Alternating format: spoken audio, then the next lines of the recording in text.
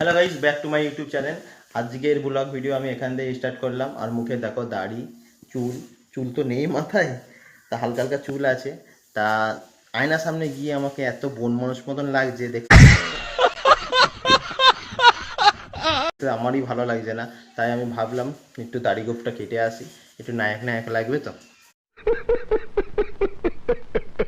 তো চলো বেশি দেরি না করে চুল দাড়িটা কেটে আসি, আবার যেতে হবে আমার কাজে। চলো তাড়াতাড়ি যাওয়া যাক। আমার এখন কেটিএম ডিউ নিয়ে আমি চললাম চুল কাটতে।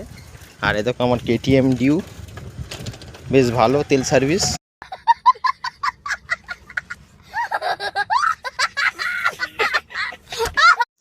সেলুনের মধ্যে একই ভিড়, এসেই দেখি 6 জন। এবারে আমার লাইনটা কখন আসবে তার কোনো ঠিক নেই। হ্যাঁ, 5 জন। আচ্ছা ঠিক আছে, দেখি 5 জনের মধ্যে হয় কি না। আমি চুল কাটতে গেছিলাম, মনে করলাম চুল দাড়ি কাটলে নায়ক লাগবে। ও বাবা, সে বাংলা সিরিয়ালের ভিলেন লাগছে।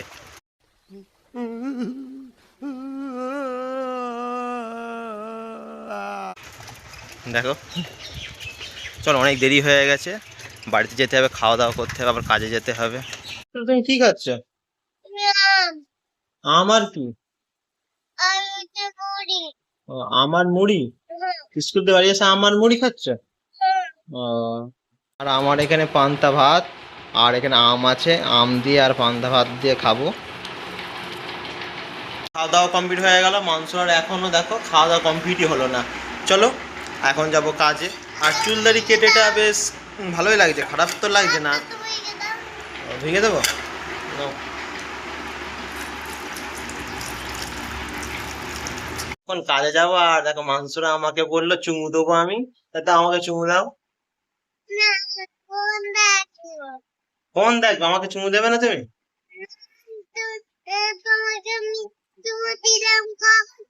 আর একবার দাও, আর একবার দাও।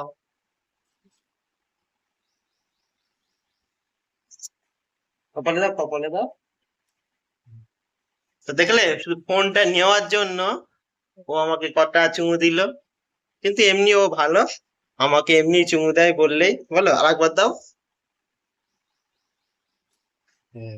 তা চলো, অনেকটা দেরি হয়ে গেছে। আমি এখানে ডিরামগুলো কিভাবে কষ্ট করে তুলছি দেখো। একটা একটা ডিরাম হচ্ছে 60 থেকে 70 কিলো ওয়েট। এটা তুলতে গেলে মাজায় খুব ব্যথা করে।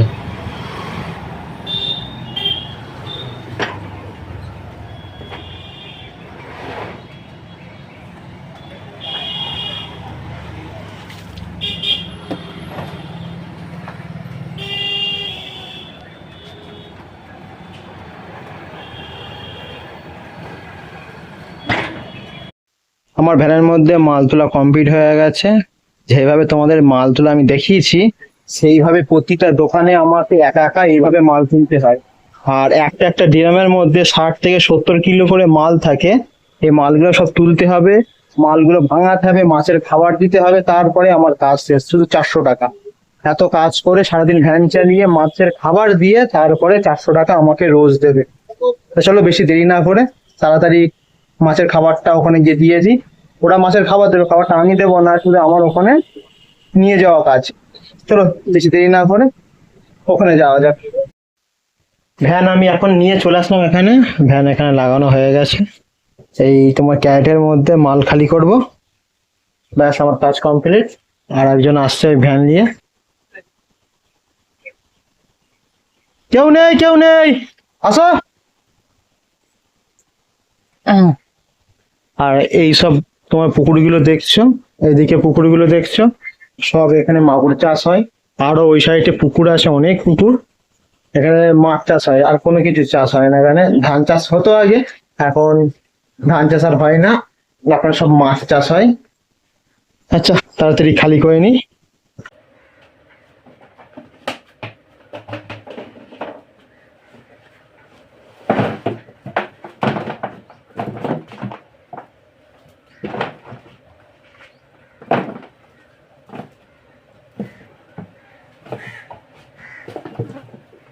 মুরগির মাথা বেশি কেন?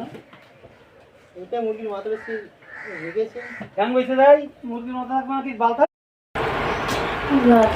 আমি এখন কাজ থেকে বাড়ি চলে আসলাম, আর হাতে দেখো নখগুলো বড় বড় হয়ে গেছে বলে তাই আমি ভাত খেতে গেলাম ঘৃণা লাগছে। তার জন্য আমার বউ দেখো ভাত খুলে এনেছে। এটা কি রান্না? এটা উচ্ছে চচ্চড়ি, আর ওখানে ডাল আছে। আর এখন নিজের হাতে করে আমাকে ভাত খাইয়ে দেবে।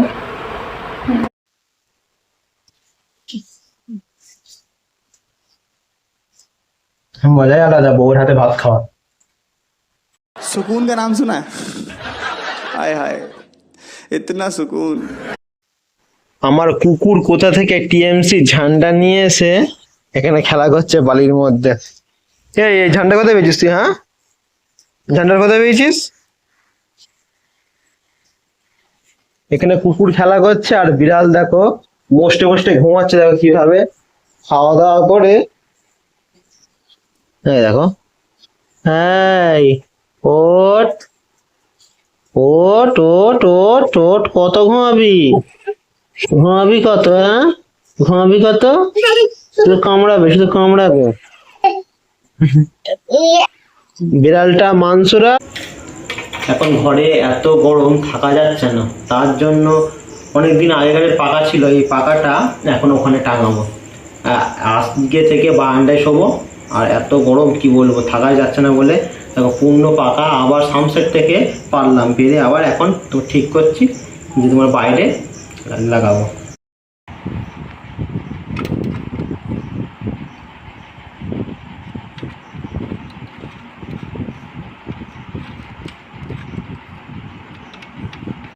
হয়ে গেছে, দেখো কিভাবে ঘুরছে, দেখো হেলিকপ্টার। চলো উপরে লাগাবো, দেখাও ওখানে। ওখানে লাগাবো আর এই বাইকে উঠবো, উঠে লাগাবো। কেন চেয়ার টিয়ারে তো হবে না, অনেকটা উঁচু, তাই। বাবারে, এইভাবে এখানে লাগাবো।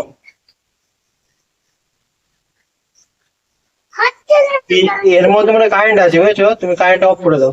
পাকা ফিট হয়ে গেল এখানে। ও কি ভয় লাগছে, গাড়িটা দেখো একবার কিভাবে, গাড়ির উপরে কিভাবে দাঁড়িয়ে দেখো পাকা ফিট করছে। কি গরম হচ্ছে।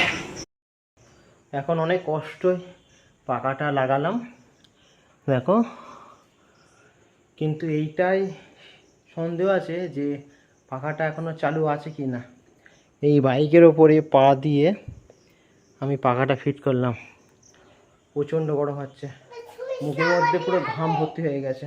শুধু এখন সুইচ মারবো, দেখি পাখা চলছে কি না। কোনটা সুইচ?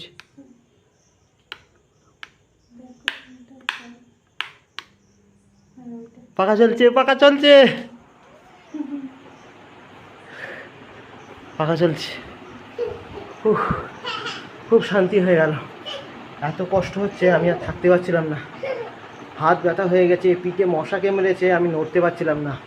কিন্তু পাখাটা চলার পরে আমার খুব হাসি হচ্ছে। আমার মেয়ে দেখো খুব খুশি হয়েছে।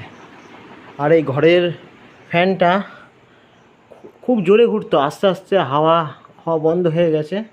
আর ঘরের মধ্যে এত গরম থাকা যায় না, এই খাটের মধ্যে না থাকতে ইচ্ছে করে না। ওর জন্য আলাদা পাখা বাইরে লাগালাম, বাইরে শুবো এখানে। আর মা শোয় এখানে, আর একটা আমার আছে ঠাকুমা আছে, সে এখানে শোয়, আর আমরা এখানে শোবো। আজকে খুব শান্তি হলো, আজকে পাখাটা এখানে চলছে বলে।